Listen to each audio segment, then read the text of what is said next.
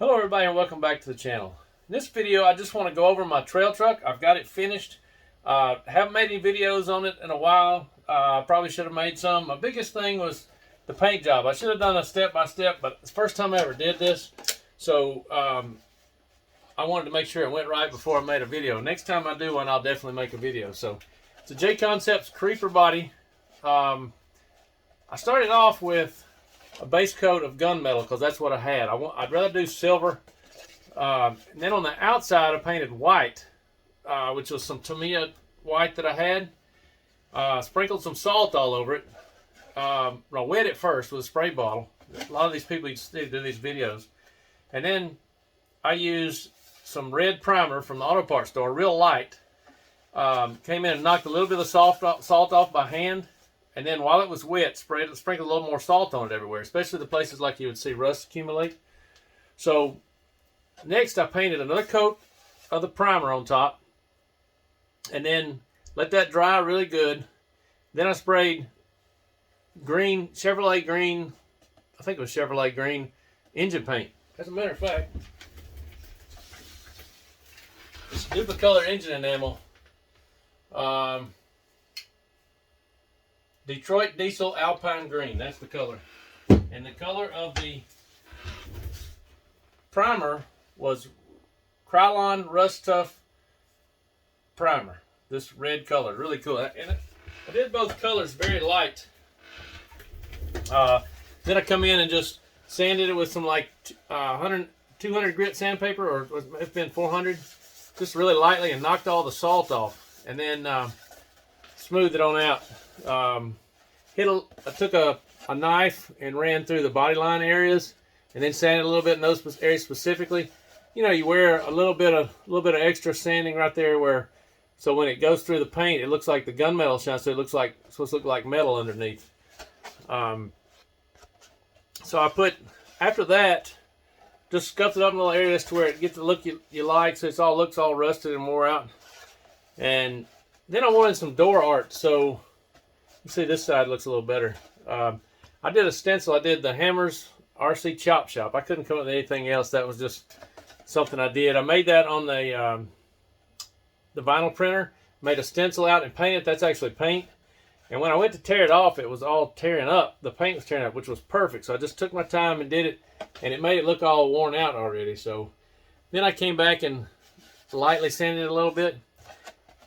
Any of these dark areas you see is like makeup. My wife had a little makeup thing, and I picked out a couple of colors that look like rust or dingy dirt. So any of the areas that are like dirty looking or dingy, that's makeup. And before I finished that, I put a little makeup on the doors, sanded those down to make them look a little more worn out.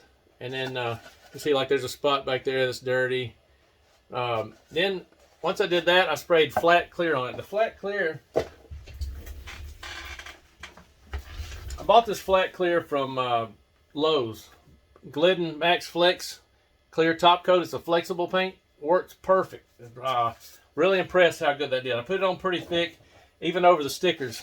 Put the stickers on the front put a little makeup on that to make them look a little dingy. And sprayed the windows too, so they have a little smoke look to them. But pretty happy with it. It turned out really good. It was probably the funnest paint job I ever did. Now, when I got it out the first time, within about 2 or 3 minutes, I cracked the body right here. So I came in and put some sheetrock tape and shoe goo in those areas, and they've been fine ever since. And I've been raking this thing pretty hard. So next thing I did was I printed a little insert to put the magnets in. So I got magnet body mounts. So this is very handy. I love the magnet mounts. It'll come off every now and when you flip over pretty hard, but it's okay because it just snaps in place. Turns out pretty good.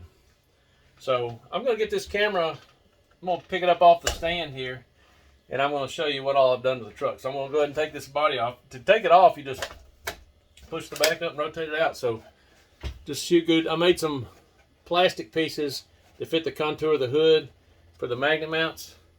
And when I put them on there, I super glued these to the body posts. And so I printed mounts to put the element body posts and just super glued those on there. And put the other piece on there, glued them on, and then set it in place and let it dry overnight. And then I come back and add a bunch more shoe glue. I'll probably come out and make a video later on the next body I do, demonstrating how to do that a little better. So let me get this camera turned around. I'll show you what I've got. Okay, so here it is. Started off as a Element Builders kit, and I used a YFGRC. That's called a YFG XFXF, just an Amazon LCG chassis. 65 bucks on Amazon. I figured, what the heck, a lot of people were giving it rave reviews, so I figured I'd try it out. So did that in the builder's kit, and I kind of looked over what some other people had done as far as the shock positions and everything, and started that way. And I've got rupture tires on some Injora aluminum wheels. I'll do another video on the inserts. The inserts that come with it are really too soft for such a huge tire. So I bought some Injora dual stages and cut the center out and tried that. Then they were rolling around on the foam too much, so I've got a secret setup. I've got actually 3-step inserts in there. I'll have to do another video on that later. But this kit comes with, I'm going to show you these side skirts. I'm going to dig these out real quick. Here's the side skirts that come with the kit. They're aluminum. They step up pretty decent and everything. They fit the contour good. They're really nice, but they got hung up on everything. For one, they were a little too wide, and the slant wasn't just right. The slope wasn't right. The angle wasn't right. So I decided I'd make my own. So I made these. Let me turn it around here. I made these 3D printed ones. I added a little side piece to protect the body. You could add some Velcro there if you want to. I thought I would be putting Velcro in it. I didn't. I added these printed mounts to it to put the element piece in to go to the back of the body. I also made 3D printed these mounts to put the element mounts on. So I got all magnet mounts set up. So these skids, you can see they got a little angle to them, and they're kicked up a little bit, so they don't get hung up on much anything anymore. So you can see they drag a little bit, but it's been holding up great. So let's see what else I did. I bought the Rhino ESC, which is the silent one for an Outrunner motor. I'm super happy with that. Those sell for 60 bucks, 70 bucks online. Incredible piece. I would definitely recommend buying that. It's got a built-in BEC. It's got a switch, which is more than a couple of the others that similar things have. This 3D printed piece has a raised area with a notch in it because this thing has a chip under it that keeps from mounting it with servo tape. So now I've got a little step up in there where you can mount it with servo tape. It turned out really good. For a motor, I was so anxious. I was wanting to buy the Holmes Hobby one, but I was so anxious to do it when I ordered that ESC. I bought this one. It's a King Vol crawler. It's Outrunner, a smaller lightweight Outrunner. It's a 2050. I found that on Amazon too. It's like $48. It works incredible. It all runs off of 4S. So I did another video on this everything on axle mount I printed. It's got the servo mounted on the axle, and it's got a spot for the battery. So I use this 850 battery 4S. Fits real nice and snug in there. I'm going to redo some of this wiring to neat it up a little bit, but it seems to be performing great. I threw the servo out of my trail truck in there, the NSDRC 500B, which is a beast for $65. Way more than enough servo for this truck. It was good in my trail truck. It only would give you a problem every now and then. But that thing's got the IFS suspension, which isn't as good as a solid axle, if I'm honest. But I'm pretty happy with it. So I haven't bought any front brass stuff yet. I was spent all my money before this came up, so I've been testing it with these little pieces of copper that I cut out for my 8-scale buggy.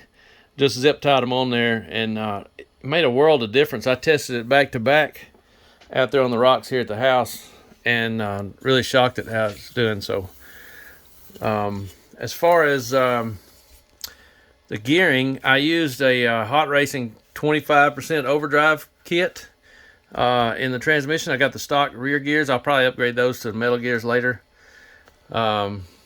See what else I do. Oh, I did the long wheelbase kit, converted it to a 12.8 wheelbase, which really all I used out of the kit was the longer center drive shaft piece. You have to do that and cut one of these plastic pieces. I forget what I had. There was something I had to cut.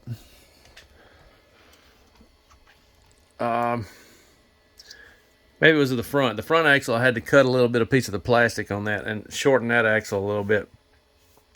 But I bought the factory team links, for the 12.8 wheelbase.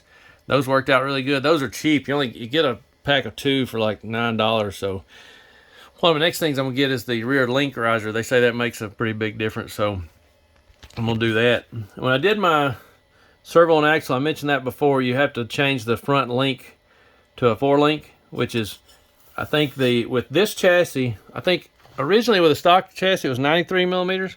With this chassis it's 83 millimeter links, which is, again, those things are pretty cheap. It's not a big deal. The front steering link ended up being the Panhard bar with some HB Racing balls and end links, shortened just a little bit to get all that right. But steering in this thing is incredible. You don't need any more servo than that. If you need more servo than that, you're gonna break something else, I think. So I'm super happy with it. Now, overall, let's see if we can get the body back on.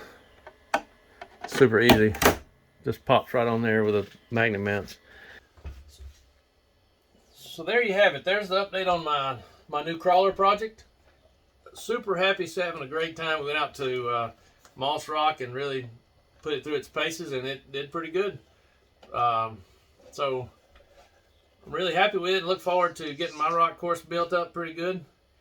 And we'll keep pumping these videos out here every now and then. So make sure you like, share, subscribe, hit that notification bell, and we'll see you next time.